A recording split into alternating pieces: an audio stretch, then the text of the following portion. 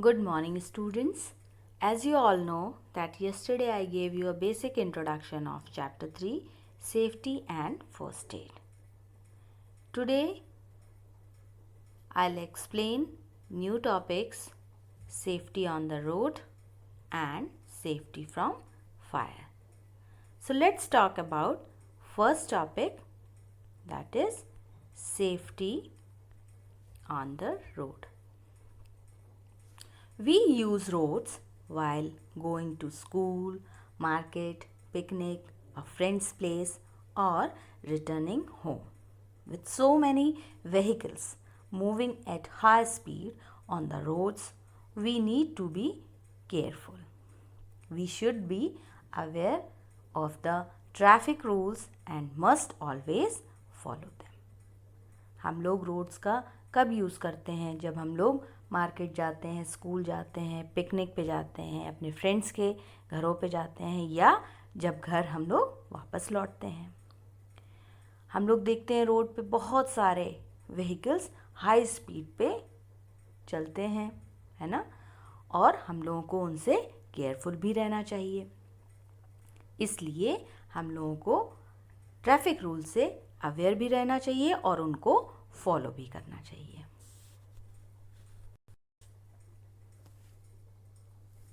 While walking along the road, always use the footpath. जब हम लोग रोड पे चल रहे हों तो हम लोगों को हमेशा फुटपाथ का यूज़ करना चाहिए. If there is no footpath, you must walk as near as possible to the left hand side of the road. अगर रोड पे फुटपाथ नहीं है तो आप लोगों को रोड के लेफ्ट हैंड साइड पे ही चलना चाहिए, है ना? Do not run across the road. Road पे आपको भागना नहीं चाहिए. Always cross a road at the zebra crossing. ठीक है, हमेशा रोड को क्रॉस करने के लिए जेब्रा क्रॉसिंग को ही यूज़ करना चाहिए या जेब्रा क्रॉसिंग से ही रोड को क्रॉस करना चाहिए. Wait near the edge of the road and look towards your left and right. ठीक है, तो आपको जब भी आप रोड के एज पे हों तो आगे की तरफ देखिए और लेफ़्ट राइट की तरफ देखिए. ठीक है, अपने और देन रोड को क्रॉस करेंगे. If you see any traffic coming in from either direction, let it pass. अगर आप देखते हैं कि कोई ट्रैफिक आपकी तरफ आ रहा है तो आप उसको पास होने देंगे और उसके बाद ही क्रॉस करेंगे. Cross the road only when there is no traffic coming in towards you. Road को तभी क्रॉस करेंगे जब आप देखेंगे कि आपकी तरफ कोई ट्रैफिक ना आ रहा हो. Do walk briskly straight across the road when it is clear. ठीक है, तो आप लोग क्या करेंगे? जल्दी से वॉक करेंगे. ब्रिस्कली मतलब क्विकली. ठीक है, तो आप जल्दी वॉक करेंगे straight across the road when it is clear. जब रोड एकदम क्लियर होगी तो आप लोग जल्दी से रोड को पास क्रॉस करेंगे. ठीक है. Don't cross a road at a corner और अ बेंड. रोड को कॉर्नर से या बेंड मुड़े होने की तरफ से क्रॉस नहीं करेंगे. ठीक है. डोंट क्रॉस फ्रॉम बिहाइंड और in front of parked vehicle. कभी भी जो भी पार्क्ड व्हीकल है उसके पीछे से या उसके आगे से क्रॉस नहीं करेंगे. ठीक है, तो स्टूडेंट्स आप इस डायग्राम में देख पा रहे हैं कि कुछ बच्चे जेब्रा क्रॉसिंग से रोड क्रॉस कर रहे हैं. ठीक है. Traffic sign. Various traffic signs are used for managing traffic. It is important for everyone. कई सारे के ट्रैफिक साइन यूज़ किए जाते हैं ट्रैफिक को मैनेज करने के लिए. ये बहुत इम्पॉर्टेंट होते हैं सभी के लिए और सभी को इन साइन के बारे में जानना चाहिए। It will help us to follow the traffic rules and be safe, है ना। ये हम लोगों को किस तरीके से हेल्प करते हैं, ट्रैफिक रूल जानने में हेल्प करते हैं और सेफ रखते हैं हम लोगों को, ठीक है। तो अब मैं आपको स्टूडेंट्स कुछ ट्रैफिक साइंस दिखाने जा रही हूँ। Let us understand these sign. ये आप देख रहे हैं, ये स्टॉप का साइन है, ये गिव वे, हाँ, नो एंट्री। इसी तरीके से आप ये देख रहे हैं पेडेस्ट्रियन क्रॉसिंग का साइन है। यहाँ पे हम लोग देख रहे हैं स्पीड लिमिट है, यहाँ पे स्पीड को लिमिट रखनी है एक, है ना। इसी तरीके से स्पीड ब्रेकर का ये सिंबल होता है। नो पेडेस्ट्रियंस मतलब यहाँ से पैदल का रास्ता नहीं है। No stopping, no parking, no honking, no left turn, no right turn, no U turn, और ये है साइकिल क्रॉसिंग। तो स्टूडेंट्स आप यहाँ देख रहे हैं डिफरेंट ट्रैफिक साइंस दिखाए जा रहे हैं, जिसमें आप लोग अच्छी तरीके से इसको समझ भी पा रहे होंगे। Now the next topic is safety from fire. Fire can be dangerous. If not handled properly, it can result in destruction of property, burns or loss of life. Observing the following fire safety rules can keep you safe from fire.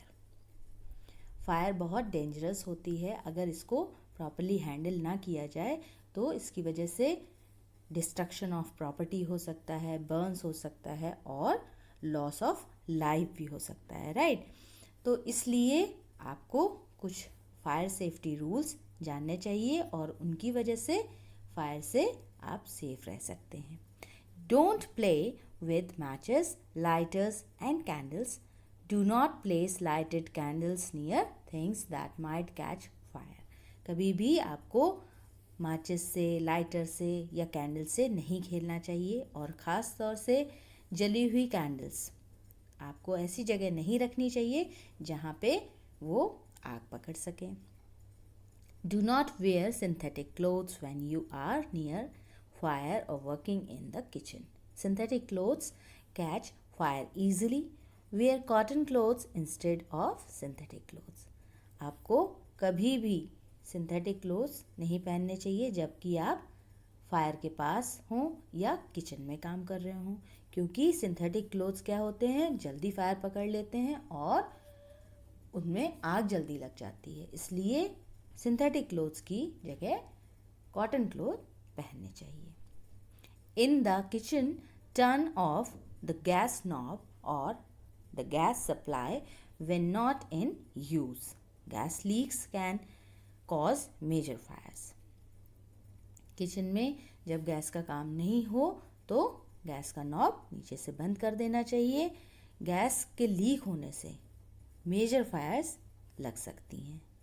If you suspect a gas leak, do not switch on any electrical device or strike a match. जब आपको लगे कि gas leak हो रही है तो कभी भी इलेक्ट्रिकल डिवाइस को स्विच ऑन नहीं करना चाहिए और ना ही माचिस जलानी चाहिए। Open all the Windows and doors of the house and call for help. सारी खिड़की दरवाजे घर के खोल देने चाहिए और हेल्प के लिए लोगों को बुलाना चाहिए। In case of electrical fire, immediately put off the main switch. Electrical fire के केस में तुरंत मेन स्विच को ऑफ कर देना चाहिए। Never throw water to put out an electrical fire as that can be cause electrocution. Right? तो कभी भी इलेक्ट्रिकल फायर के केस में पानी का यूज़ नहीं करना चाहिए, क्योंकि इसकी वजह से सीवियर इंजरी हो सकती है और समटाइम डेथ भी कॉज हो सकती है इलेक्ट्रिक शॉक की वजह से, राइट। तो वाटर की जगह हम लोगों को क्या यूज़ करना चाहिए, सैंड का यूज़ करना चाहिए, या एक्सटिंग्विशर होते हैं उनका यूज़ करना चाहिए ताकि आग बुझ सके। स्टूडेंट्स, आप इस डायग्राम में देख रहे हैं putting out fire using a fire extinguisher, ठीक है। तो इस तरीके से आग को बुझाया जा रहा है फायर एक्सटिंग्विशर को यूज़ करके। आप लोग स्कूलों में भी देखते हैं, हम लोगों के स्कूलों में कई सारे छोटे छोटे वो जो सिलेंडर्स होते हैं वो फायर एक्सटिंग्विशर्स होते हैं, राइट।